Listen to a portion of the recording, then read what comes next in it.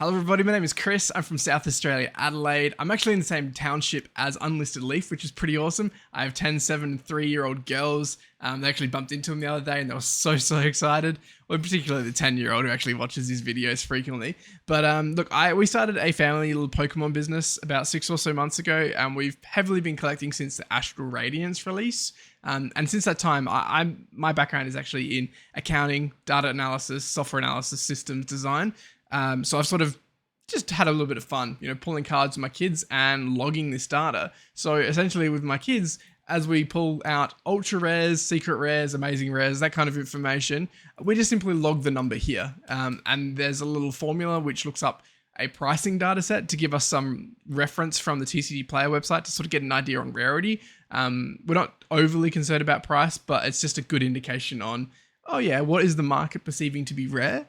And then for us as well, a little bit of an interesting one. If there's a particular card, what I'm finding right now is, hey, if the market's paying $50 for, say, the Trainer Gallery Charizard card, but we're finding we're pulling it really frequently, perhaps we should put a bit of more emphasis on trying to offload cards which we've pulled in abundance, but still have strong market value right now. Therefore, we're expecting that their market value in the future may decline because there is such a high surplus based on these early pull rates that we're observing. So we've actually pulled 720 booster packs in this data set. I'm expecting we may push it to about 1,000. We actually opened 2,000 booster packs just to sort of deep dive into Astral Radiance. I don't think we'll go that far this time around.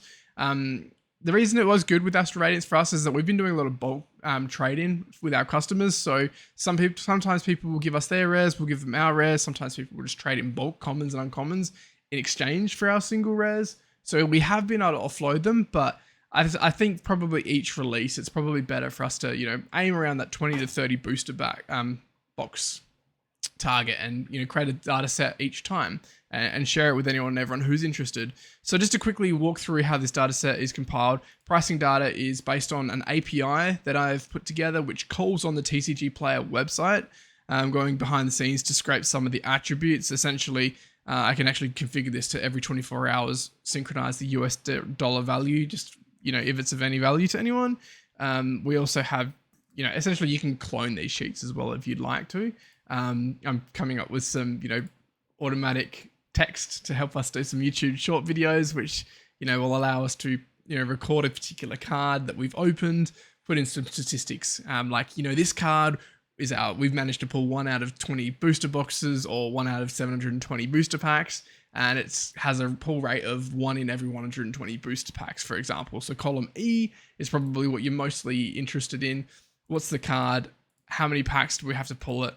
Packs to pull. I've got this column duplicated, so I'm just going to delete one of them. Don't necessarily need it.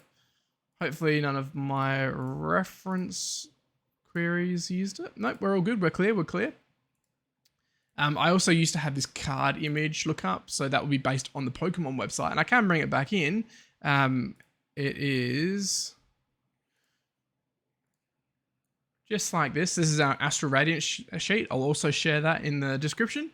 The only predicament I find with this, whilst it's very cool to sort of see the images, and it helps when we're trying to chase cards and go, we're missing a card, what does it look like?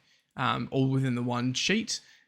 But it does also spread out the rows, so you'll only be able to see 4 cards at any given time in comparison to 20 or so. So it's a bit of a compromise. Could potentially have 2 different sheets, like summary table without image, summary table with image, sort of refining the art of what this data set should look like. So look, I think that's probably going to mostly wrap it up for this video. I'll do a little bit more of a spiel. Yes, I do web development. I do some work for the government here in Australia.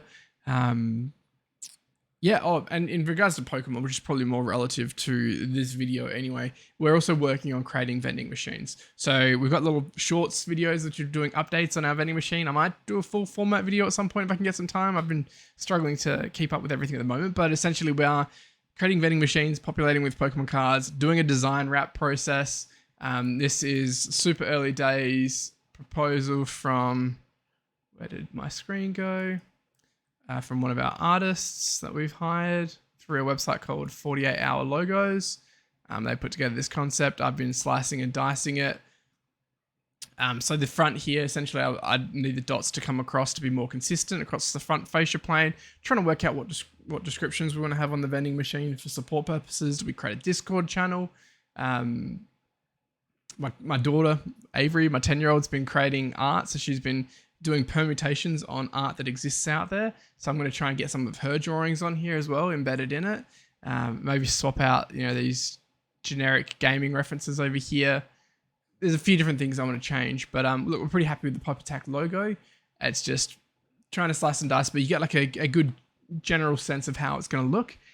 Feel free to send through some feedback, suggestions. Happy to chat with anyone. But look, I hope this is useful. Check out the link in the description, and I'll speak to you guys later. Have a good one. See ya.